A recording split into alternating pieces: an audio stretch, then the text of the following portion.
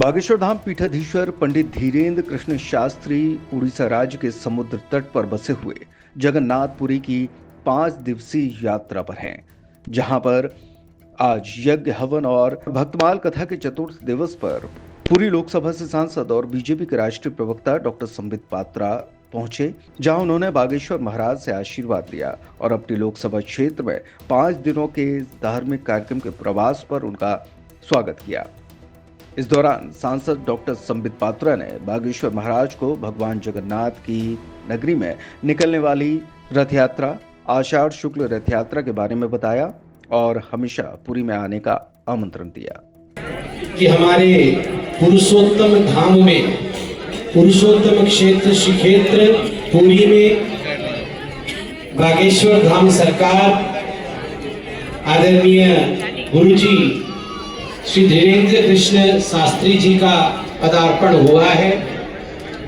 कुछ दिनों से आप सभी को उनका सानिध्य प्राप्त हो रहा है, उनका कथन, उनका प्रवचन, उनका मार्गदर्शन प्राप्त हो रहा है। ये हमारे लिए बहुत खुशी का विषय है, प्रसन्नता की बात है। पुरी के सांसद के नाते इस महान विभूति को मैं प्रणाम करते हुए उन्हें यहाँ स्वागत करता हूँ और उन्हें धन्यवाद अर्पण करता हूँ कि इन्होंने यहाँ आकर के जिस प्रकार पुरी के निवासियों का दुख सुना है, उन्हें आशीर्वाद दिया है, उड़ीसा के लोगों के प्रति एक तन्मयता दिखाई है, ये अद्भुत है। और मैं उनसे निवेदन भी करता रहूंगा कि इसी प्रकार अपने साथ हनुमान जी को लेकर वो यहाँ आते रहे और हम सब की जिंदगी को, हम सब के जीवन को हनुमानमय बनाते रहे। जय श्री राम। देखिए, कभी कभी मैं सोचता हूं कि कितनी अद्भुत जीवन है हनुमान जी की। उन्होंने अपने लिए कुछ भी नहीं मांगा, कुछ भी नहीं मांगा अपने लिए। वो हमेशा अपने प्रभु, अपने स्वामी, अपने सर्वस्व राम जी के चरणों पर ही उन्होंने अपना गुजर बस किया। कुछ भी चाहा तो राम के लिए चाहा, कुछ भी किया तो श्री राम के लिए किया, जो भी इच्छा थी तो श्री राम के लिए थी। तो अंततो गत्वा नारायण जी के पास और कोई रहा नहीं था। नारायण जी ने अपने नाम से भी बड़ा नाम कोई रखा तो वो हनुमान रखा। अगर सही मायने में हम अपने जीवन में बैठ के सोचें, आप सोच के देखिए कि जिस दिन हम अपने जीवन की सारी आकांक्षाएं, अपनी अभिलाषा, अपनी इच्छा हम किसी और के चरणों पे छोड़ देते हैं और वो चरण अगर पवित्र होते हैं तो आपके जीवन में कभी दुख हो ही नहीं सकता है, इसमें कोई दो मत नहीं है। हनुमान, हनु का अर्थ ठुड्डी होता है ना, ये ठुड्डी जो है ये हनु है। हनु क्योंकि उन्हें हनुमान इसलिए कहा जाता है कि इंद्र जी का वज्रपात हुआ था तो हनु पे लगा था। तो हनु तक, ठुड्डी तक संसार का पालन करना, मगर ठुड्डी के ऊपर जो मस्तक है वह मस्तक वैराग्य में होना चाहिए, वह मस्तक राममय होना चाहिए। हाथ संसार में अपने भरण पोषण के लिए काम करे, पैर यात्रा करे तो संसार में संसार को चलाने के लिए यात्रा करे।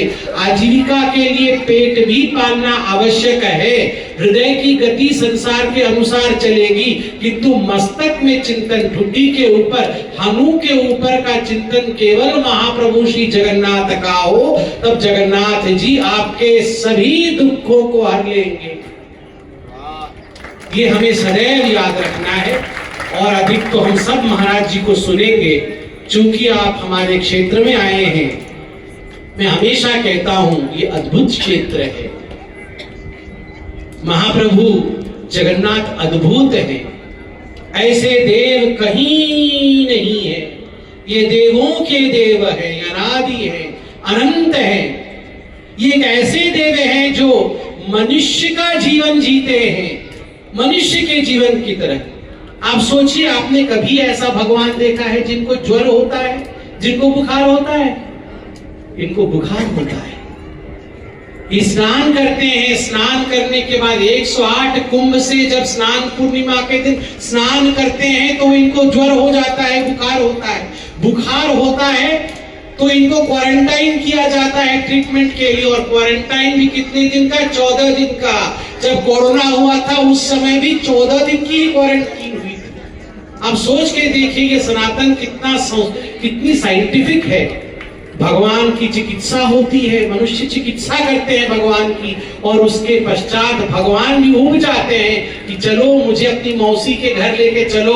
अपनी मौसी के घर जाते हैं रथ पर बैठकर, और उस समय दीनहीन, गरीब, रोगी जो उनके दर्शन करने उनके दरबार नहीं जा सकते हैं, भगवान बाहर निकलकर अपना दर्शन देते हैं कि अरे तुम मत आओ, मैं तुम्हारे पास आ रहा हूं, मैं ही लोकतंत्र हूं, मैं ही हूं जो तुम्हारे हृदय में निवास करूंगा। वो रथ में आते हैं, मौसी के घर जाते हैं, मौसी के घर से वापस आते हैं, दोनों भाई और बहन तीनों आते हैं। लक्ष्मी माता को लेकर नहीं जाते हैं, लक्ष्मी माता नाराज हो जाती है।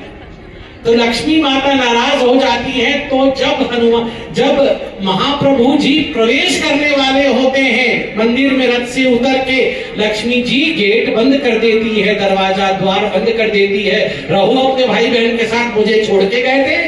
ये हर घर की कहानी है। हमारे भगवान ऐसे न्यारे हैं, हर घर की कहानी है। अगर पति पत्नी को बोले बगैर जाता है तो पत्नी रुष्ट हो जाती है, तो लक्ष्मी जी रुष्ट हो जाती है, द्वार बंद कर देती है। तो हनुमान तो मेरे मुख से बार बार हनुमान जी निकल रहा है, आप विराजमान है ना इसलिए। तो जगन्नाथ जी तो क्या करें? अब तो मां नाराज हो गई है, पत्नी नाराज हो गई, अब क्या करें? तो वो रसगुल्ला बनाते हैं। मनाना पड़ेगा, समझाना पड़ेगा, और ये हर पति को करना पड़ता है। पत्नी नाराज हो जाए तो मनाना पड़ेगा, और जो नहीं मनाते हैं, क्रोधित हो जाते हैं, वो जगन्नाथ प्रभु से सीख लें, भगवान को भी मनाना पड़ता है। इसलिए आप ये ना सोचे कि आप अपनी धर्मपत्नी से बड़े हैं, अहंकार ना दिखाए, पत्नी को मनाना पड़ेगा। तो इसलिए रसगुल्ला बनाना पड़ेगा। रसगुल्ला बनाते हैं, और उसके बाद मां लक्ष्मी मंदिर के ऊपर आती है, और एक बांको चढ़ानी होता है, एक प्रक्रिया होती है। जगन्नाथ जी ऐसे खड़े होते हैं और मां लक्ष्मी जी ऐसी खड़ी होती हैं, दोनों एक दूसरे को नहीं देख रहे होते हैं क्योंकि लड़ाई चल रही होती है ना। तो अचानक कुछ समय के लिए बांको चढ़ानी मतलब टेढ़े आंखों से देखना, कनखियों से, जैसे हम हिंदी में कहते हैं ना, कनखियों से देखना। तो जगन्नाथ जी और लक्ष्मी जी एक दूसरे को कनखियों से देख लेते हैं, फिर से प्यार जागृत हो जाता है, और तुरंत मां जो है द्वार खोल देती है कि हे महाप्रभु आइए, संसार को फिर से चलायमान करिए। ये हमारी महाप्रभु की गाथा है, और वैसी भूमि में आप हैं। आज हनुमान जी को अपने हृदय में स्थापित करके आज हमारे बागेश्वर धाम सरकार यहाँ मौजूद है। मैं उनसे निवेदन करूंगा कि वो हमेशा पूरी आते रहे और सदा सर्वदा हम सबको आशीर्वाद देते रहे। बहुत बहुत धन्यवाद। आपके आशीर्वाद के हम सब भागी हैं। हम चाहते हैं आप हम सबको आशीर्वाद देते रहें। जय जगन्नाथ, जय श्री राम, जय हनुमान।